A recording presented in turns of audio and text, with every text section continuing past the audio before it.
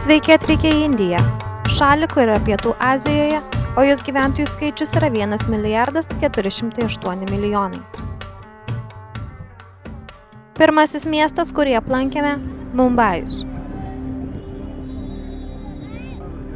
Taj Mahal Palace yra 5 žvaigždučių prabangus viešbutis esantis šalia Indijos vartų. Viešbutis atidarytas 1903 metais.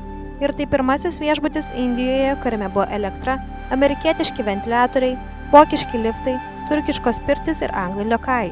Vėliau buvo atidarytas licencijuotas baras mieste, pirmasis Indijos visą dieną veikiantis restoranas ir pirmoji diskoteka Indijoje. Viešbutyje yra 285 kambariai. Iš arčiau viešbutį galite apžiūrėti filme Hotel Mumbai, kuris paremtas tikrais 2008 metais Mumbajaus išpuolių įvykiais. Welcome back to the Taj. Wow. I've drawn a bath just to your liking. 48 degrees. Thank you, Jamal. That's too kind.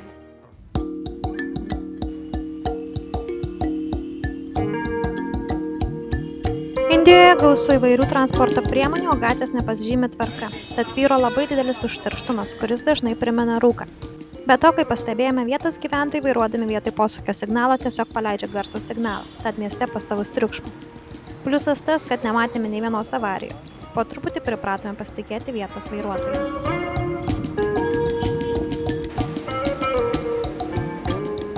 Baisiausias dalykas gatvėse be triukšmo buvo šiukšlės. Galvojom, kad tiesiog neišsilavinę žmonės gali po savimi mesti šiukšlės.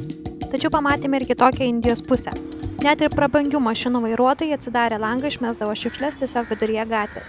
Nenorime tikėti, kad tai visų indų tokia kultūra, tačiau rezultatai tikrai nedžiuginantys.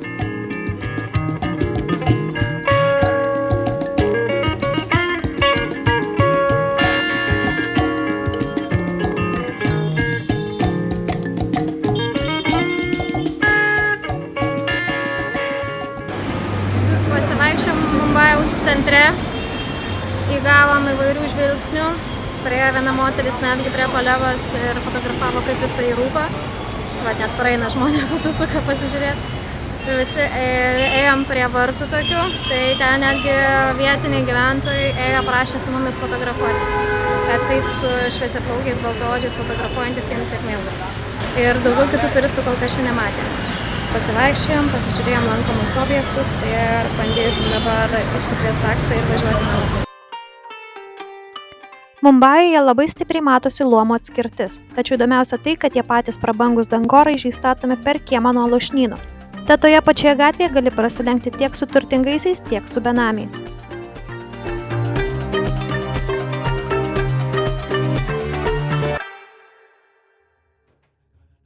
Antrasis miestas – Naujasis Delis, oficialioji Indijos sostinė.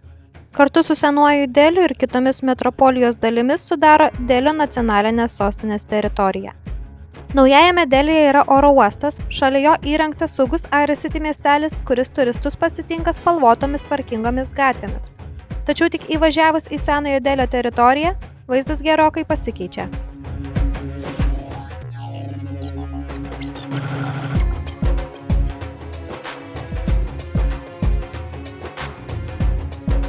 Aiškinamės, kur eiti ir kaip su tuktuku kur nuvažiuoti.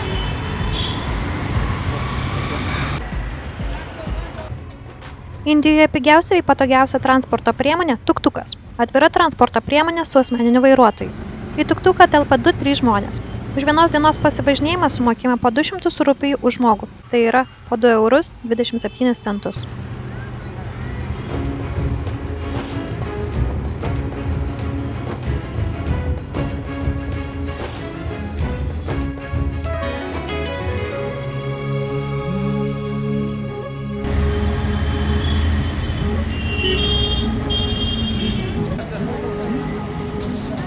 Indian Gates, ne?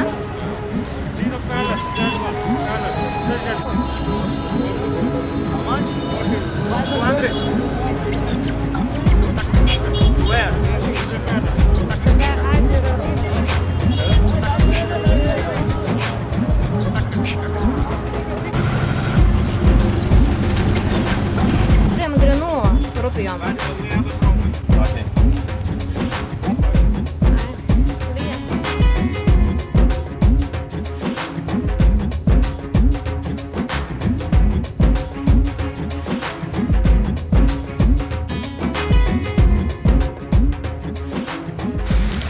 Nuvažiavom prie Indijos vartų, jie remontuojami, uždaryta viskas ir susiradom stuktuko vienas vairuotojas.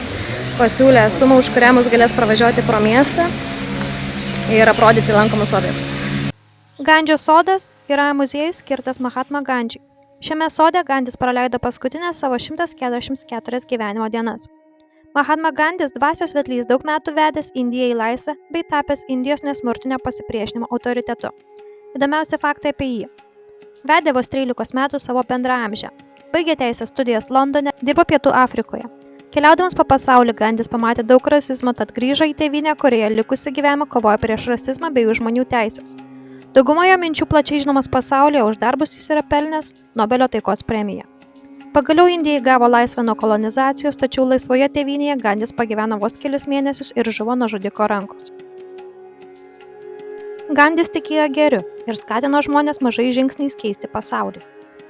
Taip pat Gandžio požiūrį žmogui nebūtina žudyti kito gyvo organizmo, kad jis išgyventų. Maitintis užtenka daržo, kurį žmogus pats užaugina savomis rankomis. Daugelis indų žinomi kaip vegetarai bei priima Gandžio tiesas savo tikėjime.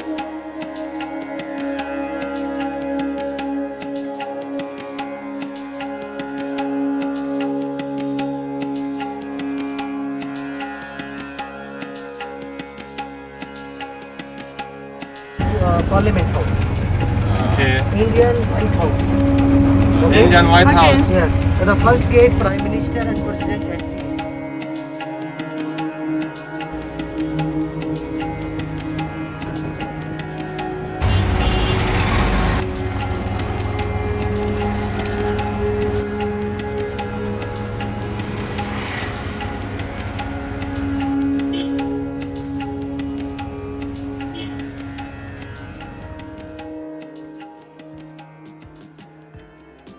Lodi Gardens – parkas mieste, kuriame ne tik palaidota daug Indijos istorijos, tačiau ir parkas kuriantis naują ateitį. Jame gausu šeimų žaidžiančių su vaikais, ramiai vaikštinėjančių porelių, joga užsiiminėjančių sveikuolių bei įvairių gyvūnų, pavyzdžiui, papūgų.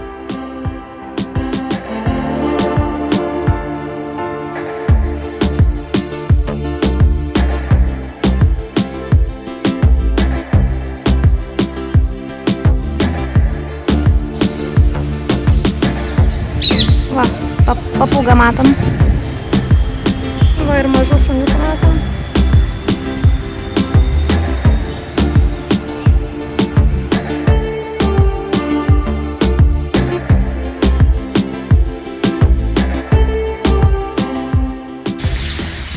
Karšta labai, visi paprakaiti. Dar su kaukiam vaikštam.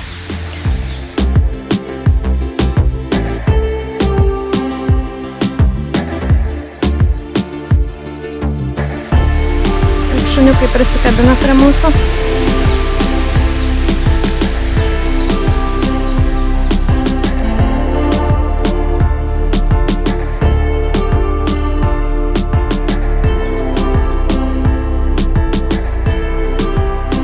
Rūšiavimui šiukšliadėžės yra.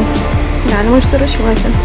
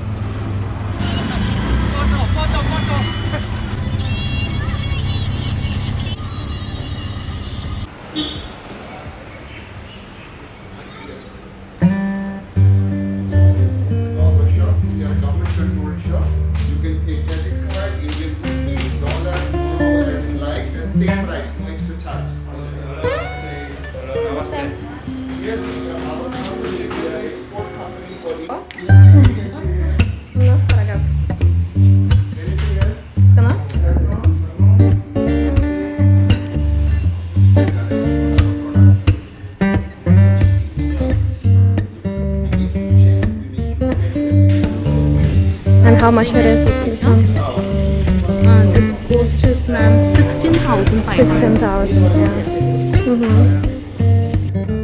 Donata? Nu, gražiai.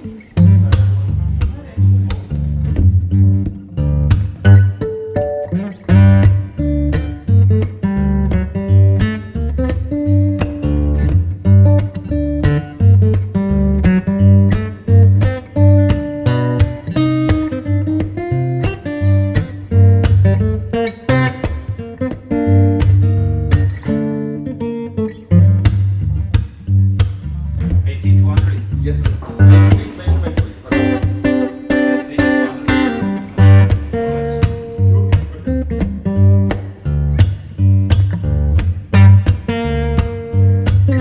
The best thing, it keeps your neck and your chest very warm.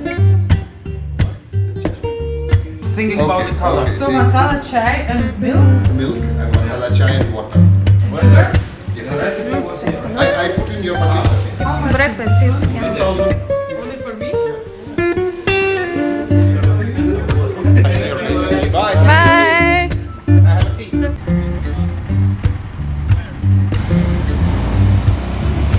Dėlis man labiau patinka negu Mumbajus. I don't have any other Naresh friend in Delhi, so if I write Delhi, I know it's... No, let's say I have no other Naresh friend.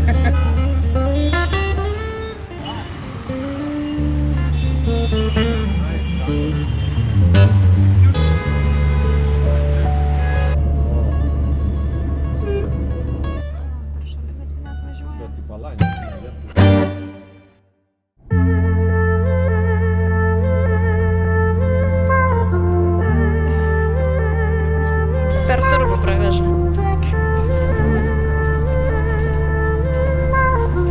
Tai kur mes čia esame? Raudonajam forte?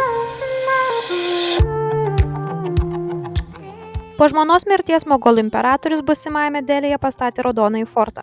Forto viduje kilo sodai, fontanai, mečetės, visuomeniniai ir privatūs imperatoriaus pastatai.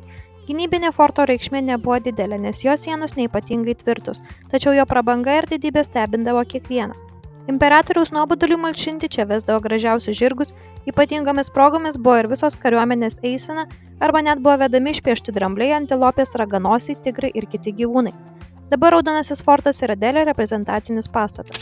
Čia įrengti muziejai, šalia veikia kilimų audėjai bei auksakalių turgeliai traukiantis turistus. Nu va, išsirašėm visi į Taj Mahalą. Bandysim važiuoti. Laukiam, kol kolegos ateis.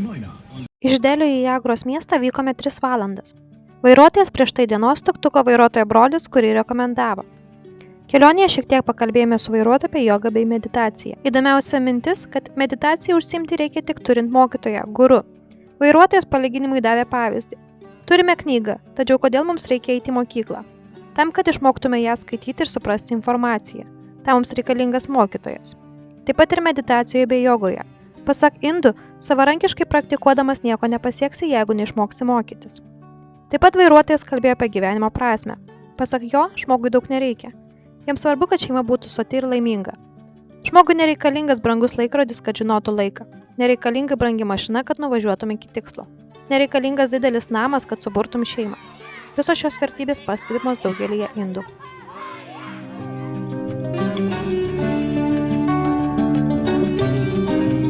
Tu mažylė čia darai? Ką čia darai?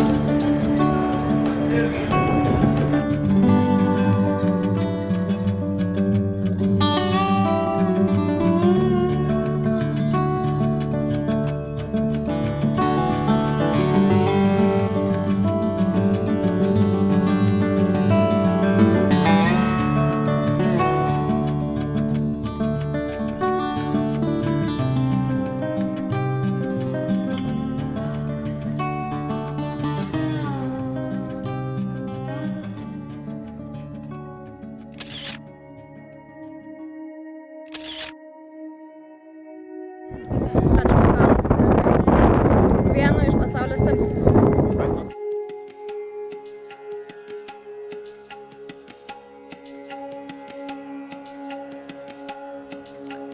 Taj Mahalas tai bene žymiausias ir vienas gražiausių Indijos statinių esantis Agros mieste šalies šiaurėje. Taj Mahalą 22 metus statė 20 000 amatininkų. Jis buvo baigtas 1653 metais. Meistrai buvo ne tik iš Indijos, bet ir iš Centrinės Azijos, daugiausiai iš tuometinės Persijos. Statybininkų tarpe buvo nemažai moterų. Taj Mahalas tai balto marmuro mauzoliejus, kurį imperatorius Šadžaha įsakė pastatyti savo žmonos garbei, kuri mirė gimdydama jam 14 vaiką. Šalyje buvo paskelbtas gedulas, kuris truko 2 metus. Tuomet ir nusprendė pastatyti paminklą savo meiliai. Tačiau vietą gaubė ne tik meilės istorija, sklando ir kitos legendos. Žmonės teigia, kad pastačius mauzoliejų imperatorius liepė nukirsti rankas meistrams, kad niekas negalėtų atkartoti šio šedevro ir išlupti jiems akis, kad nieko gražesnio gyvenime daugiau nematytų.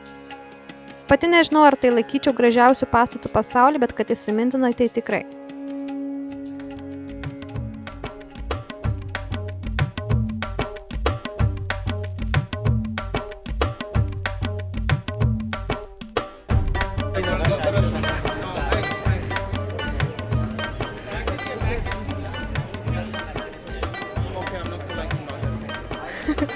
Not yet. But you know what I know? As soon as you point the camera on them, they're running away. Yeah, that's what I'm doing. That's a good tool, you know? Yeah.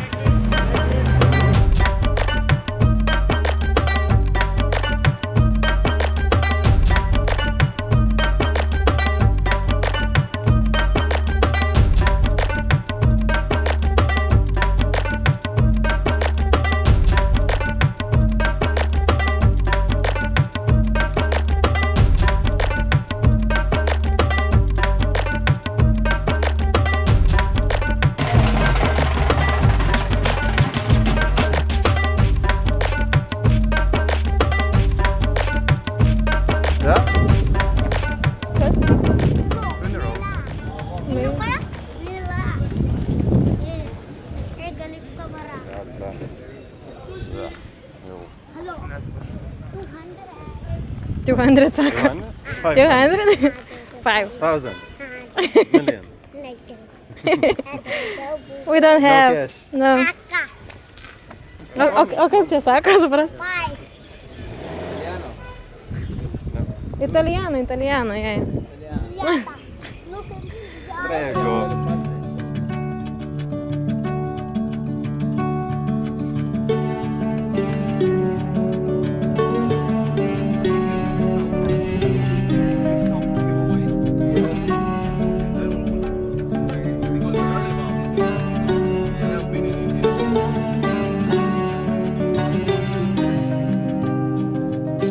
Dieną grįžom po skrydžio ir gavom žinutės, kad naktį turim išsičekaudinti iš viešbučio ir skrendam kaip keleiviai iki Kalkutos. Tai skrisim šį kartą su keleiviais, patys būsim keleiviai ir pamatysim, kaip tie indai keliauja. Tai kraunamės lagaminus ir keliaujam į Kalkutą.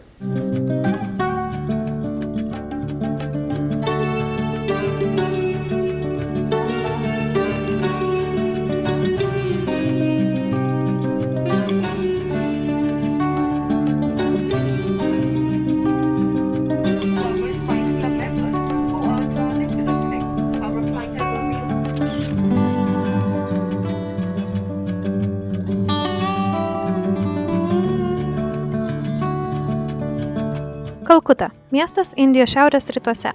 Mieste gyvena 15 milijonų gyventojų. Kalkuta tai vakarų Bengalijos valstijos sostinė. Bengalai turi savo atskirą kalbą, kuri įskaičiuojama į 22 oficialias Indijos konstitucijoje patvirtintas kalbas. Kadangi Indijoje buvome 2021 rudenį, mus lydėjo liūčių sezonas, tad Kalkuta pasitiko karštu, tačiau atgaivinančiu oru.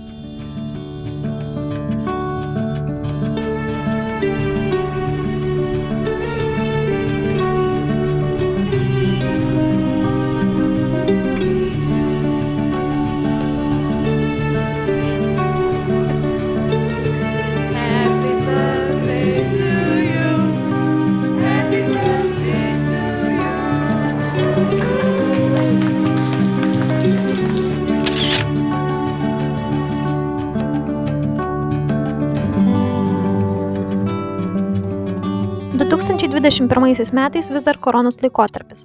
Kiek bematėme, buvome bene vieninteliai europiečiai per visus 3 miestus, tad vietiniams buvo labai svarbu užsidirbti.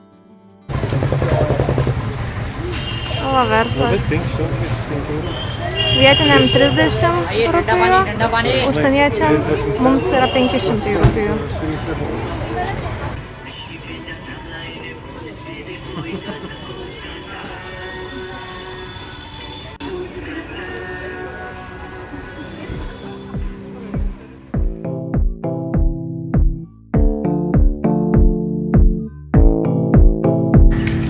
Nežinau, ko jie čia sulindo, turbūt šunį fotkino.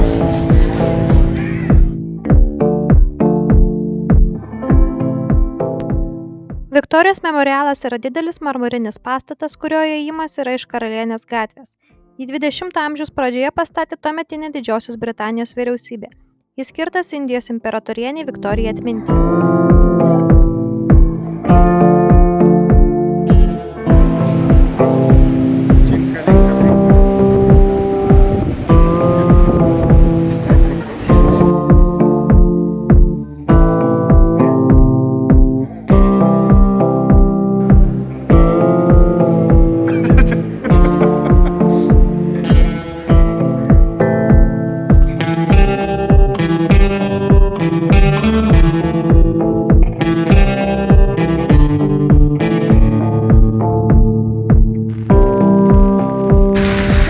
Buvom šokios Viktorijos pelis ir pradėjo žiauriai griaudėti, čia buvo tai ir lyt. Varom kitą destinaciją.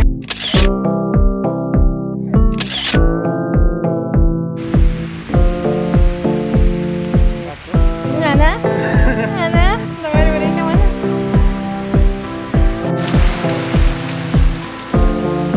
Don't drink it. Donatėlės galva visą šlapę. Kaip matote, Kalkutoje daug nepamatėme, praleidome čia kelias dienas, bet po vieno skrydžio padaryto vėl grįžome į Naująjį Delį. Čia kaip į klubelį gausi įrankę.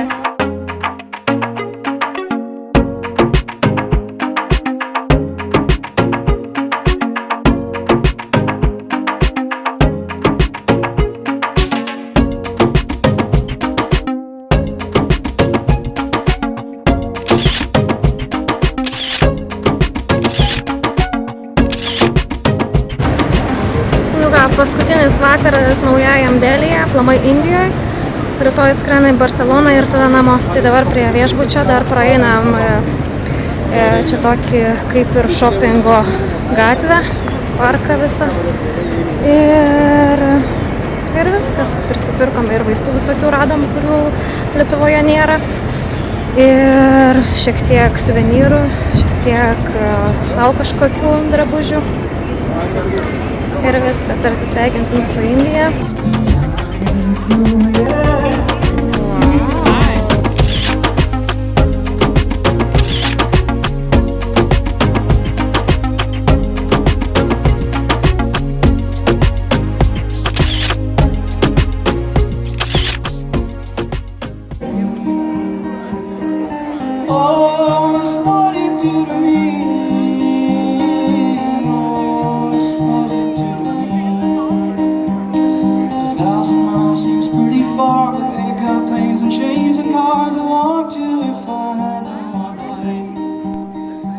Nors ir nepatiko Indijos triukšmas, šiukšlinimas, dėmesys iš vietinių, tačiau pakalbėjus su keliais vietiniais supratau jų požiūrį į gyvenimą.